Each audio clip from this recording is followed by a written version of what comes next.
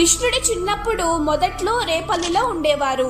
అయితే కంసుడు తరచూ రాక్షసుల్ని రేపల్లికి పంపించడంతో భయపడిన నందుడు రేపల్లి ఇక సురక్షితం కాదు అనుకుని బృందావనానికి గ్రామ ప్రజలతో పాటు కదిలి వెళ్తారు. ఆ చోటులోనే వాళ్ళ నివాసాన్ని ఏర్పాటు చేసుకుంటారు. అయితే ఒక రోజు కృష్ణుడు బృందావనంలో ఉన్న మిగతా పిల్లలతో కలిపి ఆవులని గడ్డిని మేపడానికి యమునా నది తీరానికి వెళ్తారు. అంతలో కంసుడు పంపించిన వక్సాసురుడు అనే రాక్షసుడు వీళ్ళ దగ్గరికి వచ్చి వీళ్ళెవ్వరికీ అనుమానం రాకుండా ఒక ఆవు పిల్లలాగా మారిపోయి అందరిలో కలిసిపోతుంది. దానితో అక్కడ ఉన్న పిల్లలు అంతా ఈ ఆవు ఎంతో అందంగా ఉంది అని పట్టుకోవడానికి దగ్గరికి వెళ్తారు. అంతలో కృష్ణుడు ఇది ఆవు పిల్ల కాదు రాక్షసుడు అని గమనించి పక్కకి విసిరేయడంతో ఆ ఆవు కింద పడిపోయి వక్సాసురుడు తన నిజ రూపానికి వచ్చి చనిపోతాడు. అది చూసిన అక్కడ పిల్లలు అంతా ఇంకో రాక్షసుడి నుంచి మనల్ని రక్షించాడు అని జయజయలు పలుకుతూ